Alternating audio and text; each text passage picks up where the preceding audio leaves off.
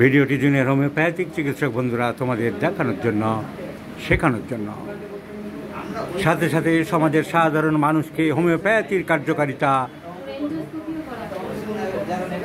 বোঝানোর জন্য। হোমিওপ্যাথি ওষুধ যদি ঠিক ওষুধ দেওয়া যায়, ঠিক কারণ বুঝে, কজেশন ভিত্তিক, ইট অ্যাক্টস ম্যাজিক্যালি। আজকে আমি একটা ছোট্ট ঘটনা, আগে যদি ভিডিওটা তুলে রাখতাম তাহলে আমি দেখাতে পারতাম। এই ছোট্ট বাচ্চা, আমার পুরানো রোগী, এই দেখাতো অন্য ব্যাপারে, পেটের ব্যাপারে দেখাতো। আজকের হঠাৎ হাজির হয়েছিল মারাত্মক শ্বাসকষ্ট, খাচ্ছিল ছেলেটি, দম নিতে পারছিল না। কদিন ধরে হচ্ছিল শ্বাসকষ্ট? 2-3 দিন ধরে চলছে। তার জন্য এত মারাত্মক অবস্থা, তোমরা অ্যালোপ্যাথি ডাক্তার দেখাতে বাধ্য হয়েছিলে। উনি কি দিয়েছিলেন? ইনহেলার সঙ্গে করে নিয়ে এসছো? দেখাও। ইনহেলার দিতে দিতে বাচ্চাটাকে আনতে হয়েছে, কিন্তু বাচ্চাটা তো শ্বাসকষ্টের ছিল না, বাচ্চাটা ছিল পেইন ইন দ্য অ্যাবডোমেনের বাঁকুড়ার গঙ্গাজল ঘাটি, পেইন ইন দ্য অ্যাবডোমেন। এই বাচ্চাকে শ্বাসকষ্টের জন্যে অ্যালোপ্যাথি ডাক্তার ইনহেলার দিলেন, লেভলিন ইনহেলার, সিপলা কোম্পানি, এই দিয়ে আনা হয়েছে। আমি ঢোকা মাত্রই ছটফট করছে বাচ্চা। আমাদের জুনিয়ররাও বললো, স্যার বাচ্চাটাকে আগে দেখতে হবে, কারণ বাচ্চাটা অবস্থা আমাদের ভালো লাগছে না, ভয় পাচ্ছি। কারণ জিজ্ঞাসা করলাম, আমি বললাম তোমাদের বাচ্চার তো পেট ব্যথার কেস ছিল, তাহলে শ্বাসকষ্ট কেন? না, হঠাৎ 2-3 দিন হলো। কারণ কি? কারণ তো ঠিক বলতে পারি না, বলতে হবে কারণ। রোদে গিয়েছিল, অনেকক্ষণ জলে চান করেছিল, ঠান্ডা কিছু খেয়েছিল না। ভালো করে খোঁজখবর করতে জানা গেল এই বাচ্চা ডিপ ফ্রিজ থেকে আঙুর বের করে খেয়েছিল। 4টি আঙুর ছিল। উনি এখন ভয়ে বলছেন 1টি আঙুর খেয়েছি আমি মাত্র, বেশি খাইনি। তো যাই হোক, ডিপ ফ্রিজ থেকে আঙুরগুলো খেয়ে ব্রঙ্কোনিউমোনিয়া হয়েছে।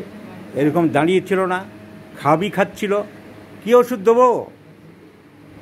তাহলে এত ঠান্ডা খাওয়ার যার ইচ্ছা, তার সাথে প্যাথোলজি কভার করলো ব্রঙ্কোনিউমোনিয়া, এরকম রেসপিরেটরি ডিস্ট্রেস, কাপ।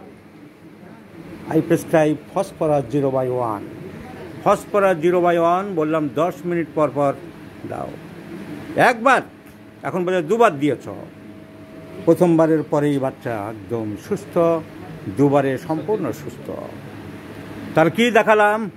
দেখাতে চাইলাম যে হোমিওপ্যাথি ক্ষেত্র বিশেষে অ্যালোপ্যাথি থেকেও দ্রুত কাজ করে। কি দেখাতে চাইলাম? যে কজেশনস ভেরি ইম্পর্টেন্ট, কারণটা তোমাদের বের করতে হবে। শুনবো গার্জিয়ানদের কাছে। আমি বানিয়ে বলছি, মিথ্যা না সত্যি? বলো, ঘটনা যা বলেছি ঠিক? আমার বাচ্চার যা অসুবিধা হয়েছিল তাতে দম বন্ধের মতন অবস্থা।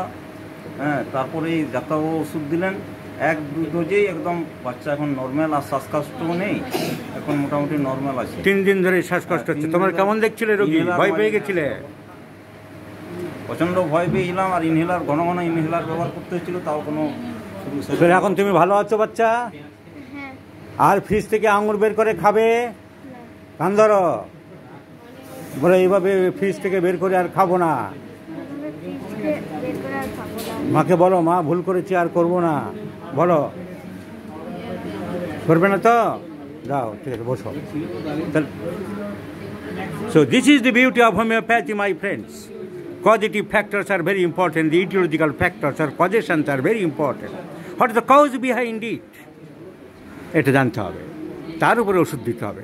এই শ্বাসকষ্ট হচ্ছে বলে অ্যাকোনাইট, হিপারসালফার, ব্রায়োনিয়া, রাস্টক্স নয়। আমি কারণ জানলাম, এবং বাচ্চার ঠান্ডা এত পছন্দ করছে, that is the phosphorus. And phosphorus acts over the bronchopneumonia too much. So phosphorus was the indicating medicine, and after 1 dose, after administration of 1 dose, the child is completely cured. This is the beauty of homeopathy.